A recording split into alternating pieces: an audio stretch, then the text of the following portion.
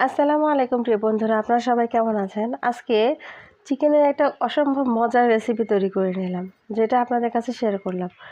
এই রেসিপিটা তৈরি করতে প্রথমে একটা মশলা তৈরি করে নিব। এখানে পেঁয়াজ, আদা, রসুন, কাঁচামরিচ দিলে ভালো হতো, তবে কাঁচামরিচটা নাই, তাই শুকনো মরিচের গুঁড়া দিয়ে দিলাম, ধনিয়া পাতা কুচি এবং জিরা দিয়ে মশলাটা ভালোভাবে ব্লেন্ড করে নিলাম। এখন চিকেনের পিসগুলো ছোটো ছোটো করে কেটে নিয়েছি। এবার তৈরি করা মশলাটা দিয়ে দিলাম।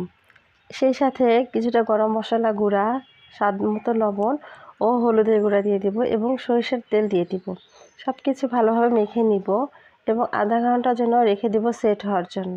এখন আধা ঘন্টা পর চলে আসলাম চুলায় একটি পাত্র বসিয়ে এখানে কিছুটা গরম মশলা, দারচিনি, এলাচি, লবঙ্গ, তেজপাতা দিয়ে দিলাম এবং সেই সাথে সরিষার তেল দিয়ে দিলাম। মশলাটা হালকা ভেজে নিব।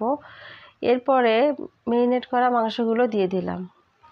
এই মাংসটা রান্না করার সময় তেলের মধ্যে ভালোভাবে কষিয়ে নিতে হবে। যেহেতু এখানে কোনো প্রকার পানি ব্যবহার করব না, তাই ঢাকনা দিয়ে ঢেকে 30 মিনিটের মতো মাংসটা রান্না করে নিতে হবে। এখন এই 30 মিনিটের মধ্যে মাংসটা কিছুক্ষণ পর পর ঢাকনা খুলে নেড়েচেড়ে দিতে হবে, তা না হলে মাংসটা পুড়ে যাবে। এই তো তৈরি হয়ে গেল চিকেনের অসম্ভব মজার রেসিপি। এটা আপনাদের কাছে কেমন লাগলো রেসিপিটা কমেন্টস করে জানাবেন। এটা ভাত, রুটি, পোলাও যে কোনো কিছুর সাথে খেতে ভালো লাগে। আজকের মতো এ পর্যন্তই। সবাই ভালো থাকুন, সুস্থ থাকুন। আল্লাহ হাফেজ।